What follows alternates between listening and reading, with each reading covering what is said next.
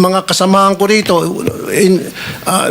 bilang respeto sa mga kasamahan ko, they were allowed na one to sawa. Dapat maging fair ka, Mr. Chair. Pag sinabi mong 2 questions, 2 minutes talaga, you have to stick with it.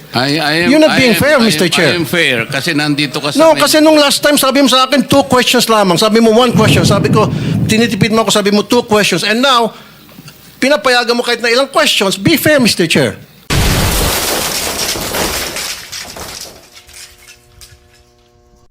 Mr. Chair, excuse me. Mr. Chair, because the last time I was here, I was only allowed 2 questions by you. And yet, mga kasamahan ko rito, bilang respeto sa mga kasamahan ko, they were allowed na one to sawa. Dapat maging fair ka, Mr. Chair. Pag sinabi mong 2 questions, 2 minutes talaga, you have to stick with it. You're not being fair, Mr. Chair. I am fair kasi nandito ka sa... No, kasi nung last time, sabi mo sa akin, 2 questions lamang. Sabi mo 1 question. Sabi ko, tinitipid mo ako, sabi mo 2 questions. And now, pinapayagan mo kahit na ilang questions. Be fair, Mr. Chair. Teka muna, bago tayo magkaroon ng impression na walang fair dito, noon, sinabi ko na in the earliest statement na nag-uumpisa tayo noon at kinakailangan nating mabakate ang plenary at exactly 2:15, kaya tayo nagmadali.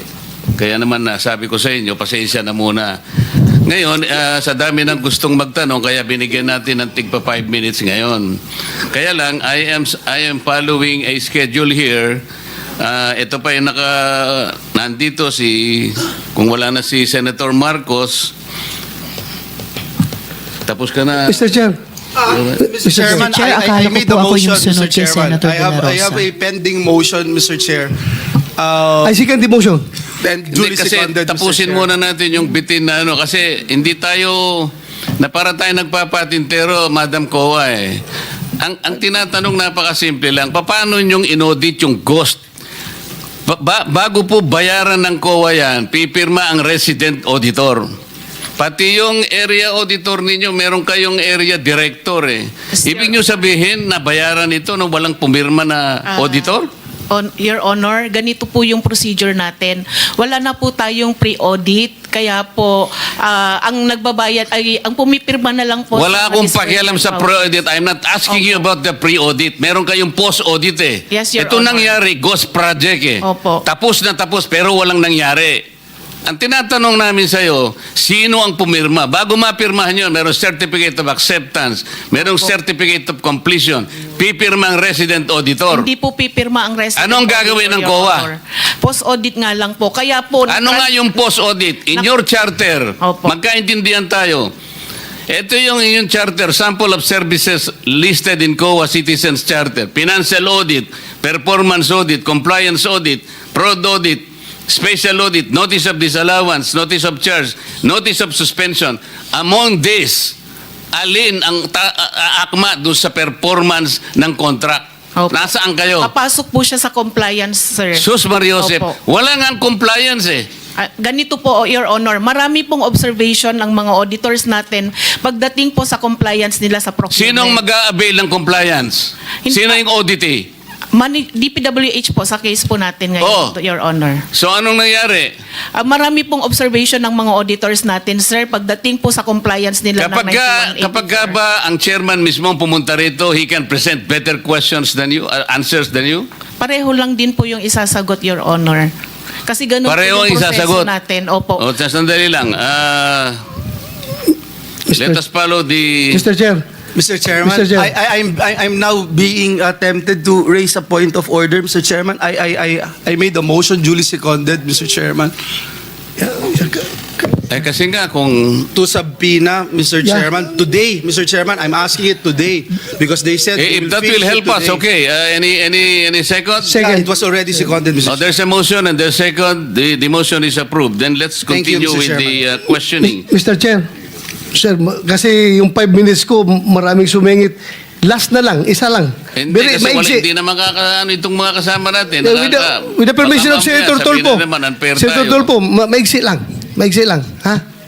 Di ba, Mr. Chair? Kasi ako sabi ng, susunod? Mr. Chair, sabi ng CUA, Teka muna, with the permission of Senator Tulfo. okay lang? Clarification, Mr. Chair. Akala ko po ako yung Oo nga, kasunod kayo na po ang ni susunod. Senator Kaya De La lang, ang Rosa. daming ayaw pang bumitaw. Wala Hindi, tayong hindi. mga- Hindi ho, Marami naghihintay kayo naman po last ako. na to, last. Tinatanong ko Oh, lang po yung last. sequence. And then Salamat, last, Mr. and then Chair. Senator Risa. Salamat, Mr. Chair. Pagkatapos wala na si Senator Amy, Senator Rapi.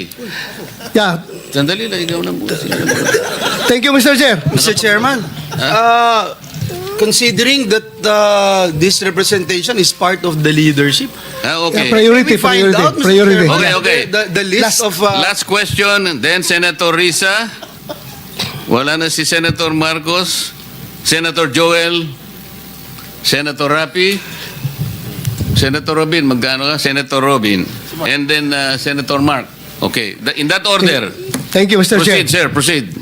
Ma'am CUA, sabi mo kanina, kaya hindi pa kayo nakapag-file ng kaso dahil itong mga ghost projects na ito ay 2025 nangyayari. Am I correct? At you need time para Sir, for Makapagpel ka. clarification, isa po doon sa mga ghost projects na na-mention, sir, ay 2025. Pero sa iba po, hindi ko po masigurado kung anong taon. Okay, ganito. According to CUA Annual Audit Report 2023, 2023 ito, it was observed that various infrastructure projects with aggregate cost of 5.716 billion were declared as 100% complete. On the report on publicized government programs, projects, and activities, and project status monitoring reports of DPWH implementing offices despite the deficiencies or defects noted upon actual inspection and validation thereof. Ibig sabihin po, sa regular annual audit ng CUA, nakikita na ang mga mali-maling report ng District Engineering Office ng DPWH. So itong mga 2023 na mga problema, wala pa kayo napailan ng kaso nito?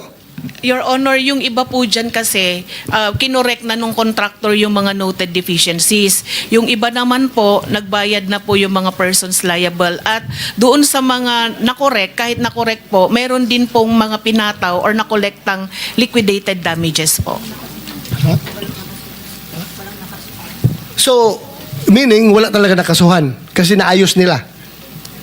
Naayos nila ito lahat. Kasi 5.716 billion pesos na projects. Sabi maraming deficiencies. Tapos Po yung wala total- nakasuhan. Yan po yung total contract cost, Your Honor, yung 5.7. Yes. Opo. So wala nakasuhan ito. Itatanong ko po kasi, Your Honor, consolidation po yan sa lahat ng regional and district engineering offices. Yes, I hope, ma'am. That's your mandate. That's your mandate. Kukunin po namin sa mga regional auditors Yeah, po gawin natin po ninyo. kung meron po silang mga finailan po para po dyan. Salamat, Opo, ma'am. thank you po, Thank you Your very Honor. much.